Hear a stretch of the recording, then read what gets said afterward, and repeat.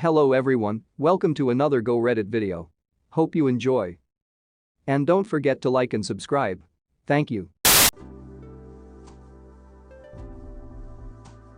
We need that house more than you because we have kids. The cast: Bill equals brother-in-law. Phil equals father-in-law. 5 years ago, my husband and I bought a house. We'd been saving for years for the down payment, and the stars must have aligned for us to get it. Everything worked out perfectly. The house was a major fixer-upper, but it had land and we were happy with that. Turns out Bill had looked at the house when it was listed as well. They decided it was too much work to fix up and not worth it. They wanted major upgrades too, whereas my husband and I are very simple people. We don't need granite countertops or a soaking tub or hardwood throughout.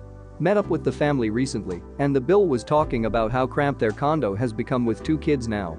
Bill decided this was the time to tell us that we should trade houses. I shit you not. Bill is very entitled. Bill proceeded to argue that we are only 2 people and their family is growing and could use the space. Literally suggested that we give ours to him and buy out his condo. I laughed. I knew he was serious, but I couldn't help but laugh.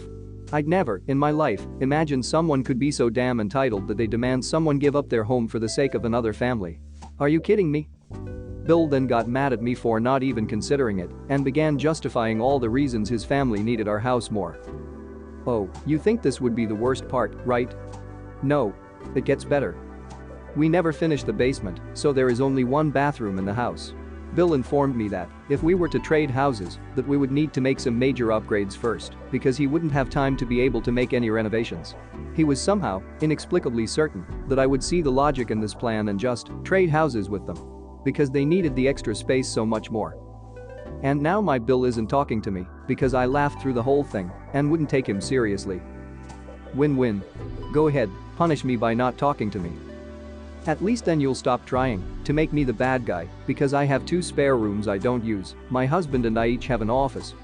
And tell everyone how horrible I am because I wouldn't buy out your condo at market value while giving you ours out of the goodness of our hearts. Last I know, he was now trying to tell my Phil to retire and move into the city so that they could have the farm. Joke's on him, Phil already talked about it and has left the farm to me and my husband in his will. Because we actually farm, and Bill thinks it's too much work. I always thought the internet exaggerated, that people like this exist. I thought situations like this couldn't possibly be real. What the hell are these people thinking?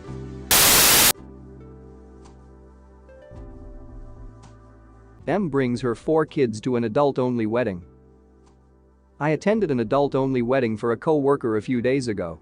The actual ceremony was in a very small church, so it was mostly family and close friends, but the reception was for roughly 250 people.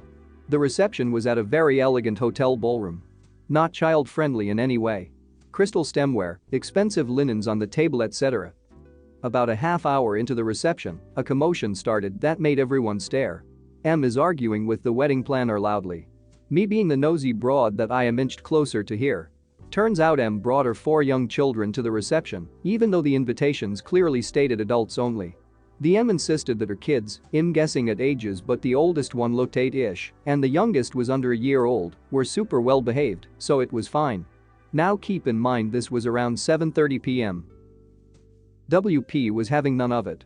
She insisted that children were not allowed and she had to leave. In a last-ditch effort to get admitted, M shouted at the bride.